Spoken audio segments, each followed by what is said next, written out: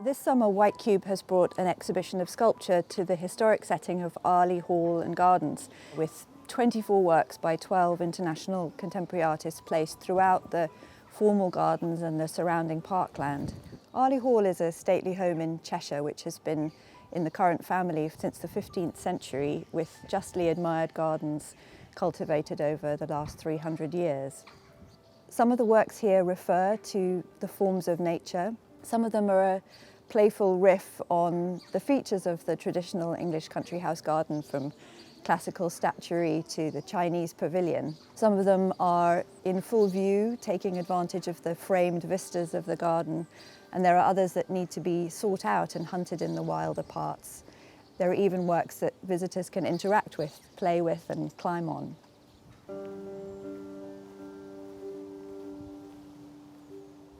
Isamu Noguchi was a Japanese-American sculptor, designer. He made stage sets, he made public space, and he made a great number of playgrounds. He took play very seriously as a means of developing human imagination and creativity. It's such an inviting form, and as soon as it was installed here at Arley, it was immediately covered with children, which is exactly as the artist intended.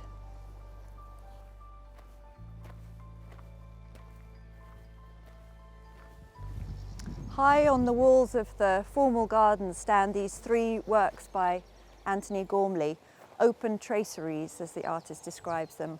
One looking out, one down into the garden, and one up and out to the sky beyond. Each human figure is made up of a series of short stainless steel rods. So the form is defined not by an outline, not by a mass, but by the net of points where each of these rods meets the invisible perimeter of the body. These figures are open, literally. They're receptive. They might be antennas, lightning conductors, transmitters to the outside world.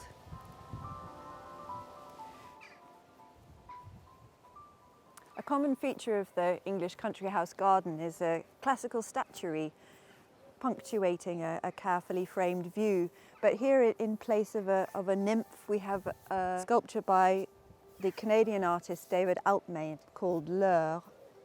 He's an artist who's fascinated with the uncanny, with metamorphosis and change. And here he's almost removed himself from the sculpture in that he seems to have given it its own creative power. It's almost as if the sculpture is making itself or unmaking itself, with these cast hands, cast from the sculptor's hands, apparently raking the material of the sculpture to create this graceful arabesque. And then again, carving a great gouge in the back of it, as if to emphasize the contrapposto pose.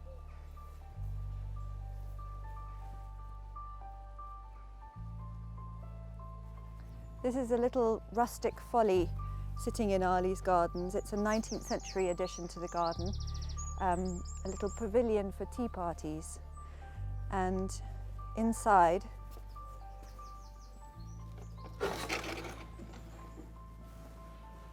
a Harlan Miller of a blue tit raiding the cream off a milk bottle.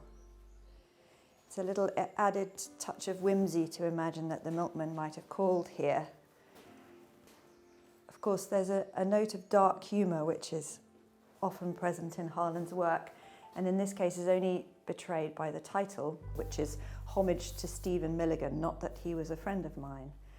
And Stephen Milligan was a Conservative politician who became the subject of some very lurid tabloid headlines when he was discovered dead in an act of autoerotic asphyxiation.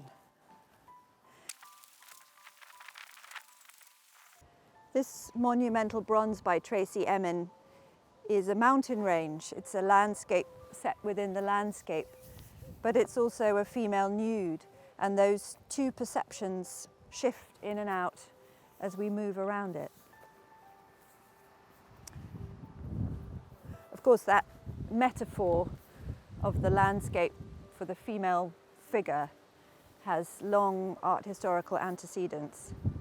Emin made this work for an exhibition in the south of France, close to Mont Saint-Victoire, which of course is the mountain famously painted by Cézanne.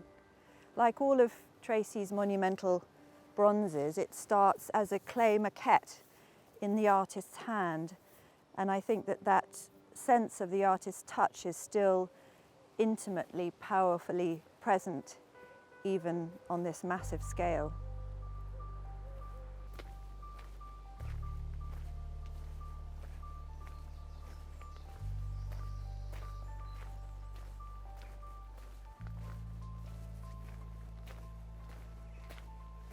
Tucked away here in Arley Hall's rootery is a work by the Greek artist Takis.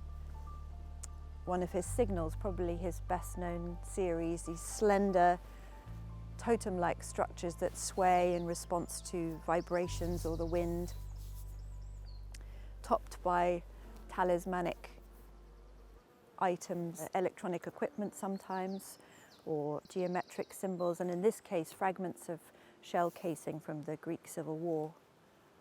Takis was fascinated by invisible energies, by magnetism, by electricity, radio and radar. Here in the pond at the rootery, these military industrial relics sprout like strange bulrushes among the ferns. It's always so rewarding for us and for the artist to take sculpture out into the world, and in the past we've placed it in cities and universities and on rooftops and sculpture parks, but never in a setting quite like this, and this is White Cube's first outdoor sculpture exhibition in really a unique and historic setting, which gave us an opportunity to think about ideas of nature and order, of history, continuity and innovation, of past and present, time and memory. And I hope that before the end of August that many people will have a chance to visit Arley Hall.